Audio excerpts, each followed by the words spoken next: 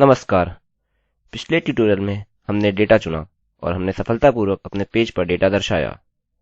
चलिए मैं आपको यहाँ इस पेज पर वापस ले चलता हूँ। हम देख सकते हैं कि सब कुछ ठीक कार्य कर रहा है। हमारा सारा डेटा यहाँ हमारे पास है। अगली चीज़ हम सीखेंगे कि कैसे कहीं बताएं कि प्रयोगकर्ता खुद डेटा डाल सकता है और विस्तृत कर सकता है। यह करने के लिए मैं कनेक्ट इंक्लूड के सिवाय अपने पेज के सारे कोड डिलीट कर दूंगा। यदि मैं अपने डेटाबेस से नहीं जुड़ता हूँ तो यह कार्य नहीं करेगा। यहाँ जानने के लिए काफी सारी और कुछ अन्य चीजें हैं। मैं फर्स्ट नेम, लास्ट नेम, जन्म तिथि और जेंडर या तो मेल या फीमेल को रखूँगा। यहाँ नीचे मैं फॉर्म बनाऊँगा। यह एक HTML फॉर्म होगा, अतः हमें अपने टैग्स को शुरू और अंत करने की आवश्यकता है। हमारा एक्शन mysql.php होगा और मेथड पोस्ट होगा। यहाँ हम एक फॉर्म बनाएंगे जिसमें प्रयोगकर्ता नाम दर्शा सकता है। नाम के लिए हम अपना सरनेम इस्तेमाल करेंगे। आप उनमें से कोई भी इस्तेमाल कर सकते हैं। उदाहरणस्वरूप ढूंढने के लिए आपकी जन्म तिथि या जेंडर, यह आपकी मर्जी है। आप ढूंढने के लिए दो फील्ड्स भी इस्तेमाल कर सकते हैं। मैं अब आपको दिखाऊंगा कि कैसे दो फील्ड्स इस्तेमाल करें, जिससे कि आपको पता चले कि यह ज्यादा जटिल नहीं है बल्कि सरल है। यहाँ मैं फर्स्ट नेम टाइप करूंगा और मैं टेक्स्ट के प्रकार का एक इनपुट बॉक्स बनाऊंगा और इसका नेम फर्स्ट नेम होगा। हम यहाँ एक ब्रेक बनाएंगे और लास्ट नेम टाइप करेंगे। अगला हम एक और इनपुट बॉक्स पिछली लाइन को कॉपी और यहाँ पेस्ट करके बनाएंगे। अतः यह लाइन बिल्कुल वही है, किंतु फर्स्ट नेम के स्थान पर हम लास्ट नेम टाइप कर रहे हैं। हम input type equal submit type करेंगे और इसकी वैल्यू होगी गेट डेटा। अतः हमने फर्स्ट नेम और लास्ट नेम और सबमिट बटन ले लिया है। यदि मैं इसे रिफ्रेश करता हूँ, हम देख सकते हैं कि फर्स्ट नेम और लास्ट नेम दिखाई दिया। मैं इसे अभी के लिए डिलीट कर दूंगा और यह करने के लिए मैं जांचूंगा यदि सबमिट बटन दबाया गया है। यह करने के लिए मैं पहले सबमिट बटन को नाम दूंगा सबमिट। फिर मैं इफ स्टेटमेंट में टाइप करूंगा इफ $_ post submit। यदि सबमिट बटन दबाया गया है तो ब्लॉक शुरू करिए।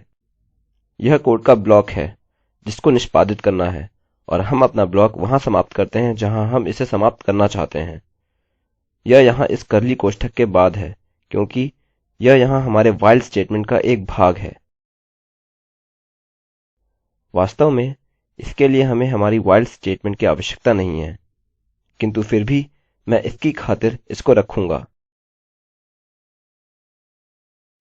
मैं अब grab post data और $firstname टाइप करूंगा। अतः यह $_ post firstname है और फिर मैं लास्ट नेम टाइप करूंगा। मैं फर्स्ट नेम को कॉपी करूंगा और इसको यहाँ पेस्ट करूंगा और इसको लास्ट नेम में बदल दूंगा। अतः हमें हमारा फर्स्ट नेम और लास्ट नेम मिल गया। मैं एको और यह सूचना record for first name type करूंगा।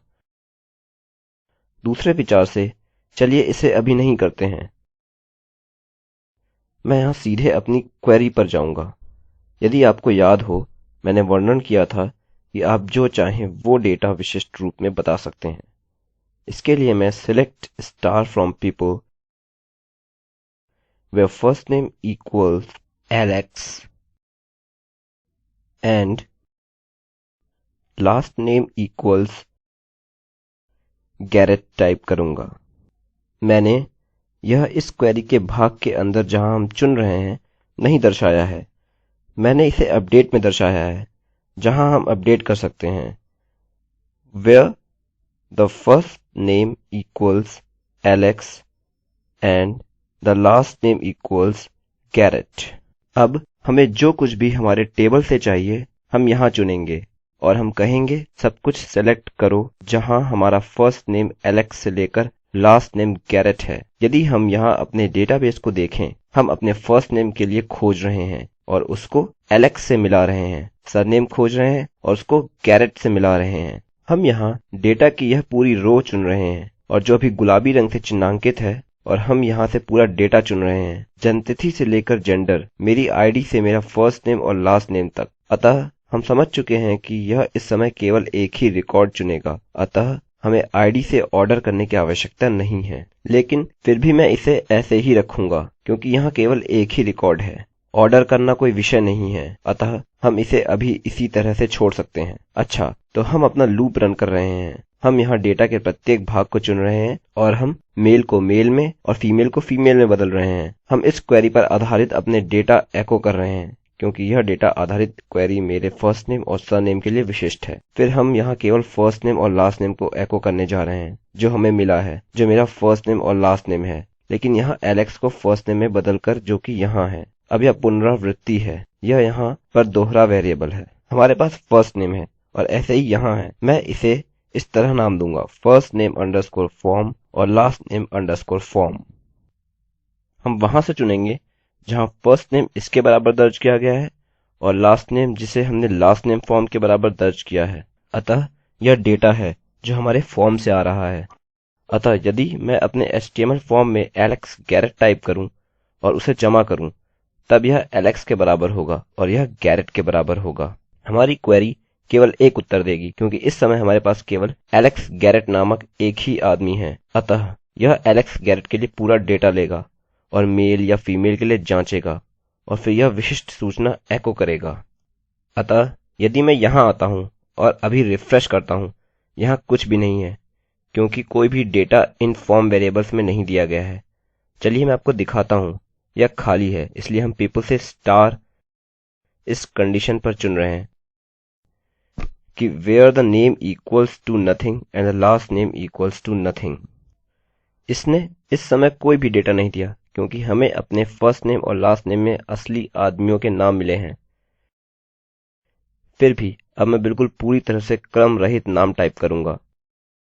तो चलिए लिखते हैं डेविड ग्रीन और गेट डेटा पर क्लिक करते हैं और कुछ भी नहीं हुआ। ठीक है, यदि हमारे पास यहाँ अंत में एक एरर सूचना है, यह हमारी क्वेरी यहाँ पर लिखी हुई है, मैं लिख सकता हूँ और die MySQL error। मैं यहाँ वापस जाता हूँ और लिखता हूँ डेविड ग्रीन और गेट डेटा पर क्लिक करता हूँ और हमारे पास कोई भी एरर नहीं है।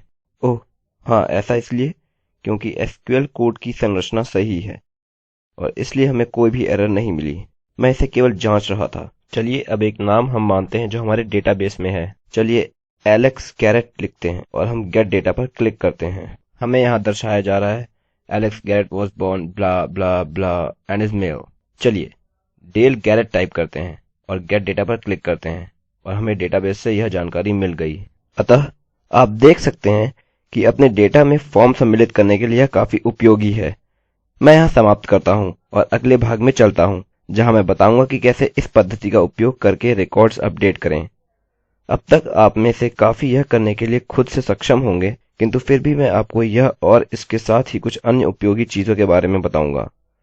ठीक है, तो जल्द ही आपसे मुलाकात होगी। मैं रवि कुमार IIT बॉम्बे की ओर से अब आपसे विदा लेता हूँ। धन्यवाद।